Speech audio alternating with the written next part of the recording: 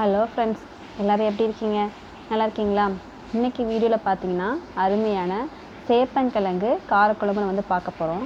அதிகமாக நம்ம சேப்பங்கிழங்கை வறுத்து நம்ம சாப்பிட்ருப்போம். இந்த மாதிரி காரக்குழம்பு வைக்கும்போது ரொம்ப அருமையாக இருக்குது, சாப்பிட்றதுக்கு ரொம்ப சூப்பராக இருக்குது. நீங்களும் உங்கள் வீட்டில் ட்ரை பண்ணி பாருங்கள். அதுக்கு முன்னாடி இது வரைக்கும் என்னோடய சேனலை சப்ஸ்கிரைப் பண்ணாதவங்க சப்ஸ்கிரைப் பண்ணுங்கள். கூடவே பெல் ஐக்கானை மறக்காமல் கிளிக் பண்ணுங்கள். வாங்க வீடியோக்குள்ளே போகலாம். அதுக்கு பார்த்தீங்கன்னா ஃபஸ்ட்டு ஒரு கடாய் வச்சுட்டு அதில் ஒரு 3 டேபிள் ஸ்பூன் அளவுக்கு நம்ம எண்ணெய் சேர்த்துக்கலாம். இதுக்கு நல்லெண்ணெய் இருந்தால் நல்லெண்ணெய் சேர்த்துக்கலாம், இல்லைன்னா ரீஃபைண்ட் ஆயிலே சேர்த்துக்கலாம்.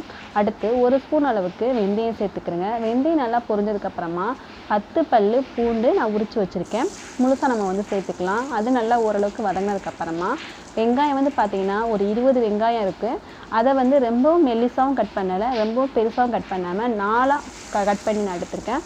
அதையும் நம்ம அது கூடவே சேர்த்துடலாம். சேர்த்துட்டு 2 காஞ்ச மிளகாய் நான் எடுத்திருக்கேன். 2 காஞ்ச மிளகாய் நம்ம அந்த எண்ணெயிலே போட்டு பொரிய விட்டுடலாம். நம்ம காஞ்ச மிளகாலாம் சேர்க்கும்போது ஒரு டேஸ்ட் நமக்கு கிடைக்கும். கூடவே தேவையான அளவுக்கு கருவேப்பிலை சேர்த்துடுங்க. சேர்த்துட்டு லைட்டாக நம்ம வதக்கி விட்டுடலாம். லைட்டாக கொஞ்சம் வதங்கினதுக்கப்புறமா தக்காளி சேர்த்துக்கலாம். தக்காளி பார்த்தீங்கன்னா 2 தக்காளி, பழுத்த தக்காளியை நான் எடுத்திருக்கேன். அதையும் நம்ம கட் பண்ணிவிட்டு அது கூடவே சேர்த்துடலாம்.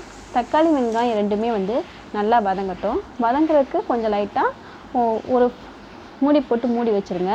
மூடி போட்டுட்டு பார்த்தீங்கன்னாவே தக்காளி வெங்காயம் எல்லாமே நல்லா வதங்கி வந்துருச்சு. அதோட எண்ணெய் எல்லாமே பார்த்தீங்கன்னா ஓரளவுக்கு நல்லாவே பிரிஞ்சு வந்துருச்சு. இந்தளவுக்கு இருந்தால் போதுமானதாக இருக்கும்.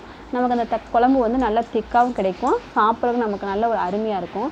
மசாலா பொடி பார்த்தீங்கன்னா மிளகாய்த்தூளும் மல்லித்தூளும் சேர்ந்து அரைச்சது. அதில் 1.5 டேபிள் ஸ்பூன் அளவுக்கு நான் சேர்த்துருக்கேன். அது கூடவே சீரகப்பொடி 1/2 ஸ்பூன் சேர்த்துக்குங்க. மஞ்சத்தூள் ஒரு சிட்டிகை சேர்த்துக்கிறேங்க. மிளகுத்தூள் 1/2 ஸ்பூன் அளவுக்கு சேர்த்துருக்கேன். எல்லாத்தையுமே சேர்த்துட்டு அதோட ஸ்மெல் எல்லாமே அந்த பச்சை வாடை எதுவுமே இல்லாத அளவுக்கு நம்ம அந்த எண்ணெயிலே நல்லா வதக்கி எடுத்துடலாம். நல்லா வதக்கி எடுத்ததுக்கப்புறமா நம்ம புளி நம்ம ஆல்ரெடி ஊற வச்சுருக்கோம். புளி பார்த்தீங்கன்னா ஒரு நெல்லிக்காய் அளவுக்கு தான் ஊற வச்சுருக்கோம். நம்ம எந்த அளவுக்கு மிளகாத்தூள் இதெல்லாம் சேர்க்குறோமோ அதுக்கேற்ற மாதிரி தான் புளியும் நம்ம சேர்த்துக்கணும். அந்த புளியை நம்ம கரைச்சி அந்த குழம்புல சேர்த்துக்கலாம். சேர்த்துட்டு இப்போ இதுக்கு தேவையான அளவுக்கு நம்ம தண்ணி சேர்த்துக்கலாம். இப்போ நீங்கள் பார்த்தீங்கன்னா இந்தளவுக்கு நம்ம வச்சோம்னா குழம்பு நமக்கு ரொம்ப அதிகமாக திக்காக கிடைக்கும். காயெல்லாம் வேகும்போது ரொம்ப திக்காயிரும். அதனால் கொஞ்சம் நம்ம தண்ணி சேர்த்துட்டு நல்லா கொதிக்க வச்சிடலாம். இப்போ தேவையான அளவுக்கு உப்பு சேர்த்துக்கிறேங்க. உப்பு சேர்த்துட்டு நல்லா மிக்ஸ் பண்ணி விட்டுருங்க. மிக்ஸ் பண்ணி விட்டுட்டு அந்த தண்ணி நமக்கு எந்த அளவுக்கு தேவையோ அது கூட சேர்த்துட்டு குழம்பு நல்லா கொதிச்சு வர வரைக்கும் நம்ம மூடி போட்டு மூடி வச்சிடலாம். அதுக்கப்புறம் பார்த்தீங்கன்னா சேப்பங்கிழங்கை நான் ஒரு 5 விசில் வச்சு நான் வேக வச்சு எடுத்திருக்கேன்.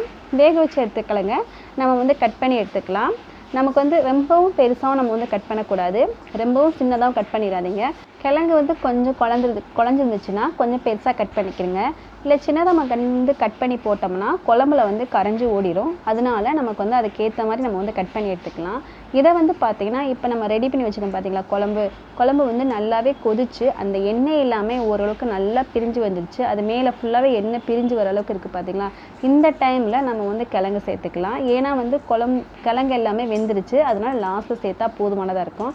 இப்போ கிழங்கு நான் அதோட சேர்த்துட்டு இந்த குழம்பு பார்த்தீங்கன்னா லைட்டாக ஒரு 5 மினிட்ஸுக்கு ஸ்லோலே வச்சுட்டு நம்ம கொதிக்க விடலாம். ஏன்னா அந்த காரம் எல்லாமே போய் அந்த கிழங்குல சேர்ந்தால் நமக்கு போதுமானதாக இருக்கும். ஏன்னா குழம்பும் நமக்கு வெந்துருச்சு, காயும் நமக்கு வெந்துருச்சு, குழம்போட அந்த மசாலா தூள் எல்லாமே ஓரளவுக்கு போயிடுச்சு. இப்போ நம்ம ஓப்பன் பண்ணோம்னா அந்த கிழங்கும் சேர்த்து அந்த எண்ணெய் எல்லாமே நல்லா பிரிஞ்சு வந்துருச்சு. நமக்கு இந்த அளவுக்கு இருந்தால் போதுமானதாக இருக்கும். குழம்பு பாருங்கள் நல்லா திக்காக இருக்குது, நல்லா கிரேவியாக இருக்குது. நம்ம சாப்பாட்டில் கொஞ்சமாக ஊற்றி சாப்பிட்டா கூட நமக்கு அவ்வளோ ஒரு டேஸ்ட்டாக இருக்கும். நீங்களும் வீட்டில் ட்ரை பண்ணி பாருங்கள். இந்த கிழங்கு நம்ம அதிகமாக வறுத்து நம்ம சாப்பிட்ருப்போம். நம்ம வறுக்காமல் இந்த மாதிரி குழம்பு வச்சு சாப்பிட்டாலும் ரொம்ப சூப்பராகவே இருக்குது. நீங்களும் ட்ரை பண்ணி பார்த்துட்டு எப்படி இருந்துச்சு அப்படிங்கிறத கண்டிப்பாக எனக்கு கமெண்டில் எழுதி அனுப்புங்க. இந்த வீடியோஸ் உங்களுக்கு பிடிச்சிருக்குன்னு நினைக்கிறேன். பிடிச்சிச்சின்னா லைக் பண்ணுங்கள், ஷேர் பண்ணுங்கள், கமெண்ட் பண்ணுங்கள். அது மட்டும் இல்லைங்க, இது வரைக்கும் என்னோடய சேனலை சப்ஸ்கிரைப் பண்ணாதவங்க சப்ஸ்கிரைப் பண்ணுங்கள். கூடவே இந்த பெல் ஐக்கானே மறக்காமல் கிளிக் பண்ணுங்கள். தேங்க்யூ ஃபார் வாட்சிங்.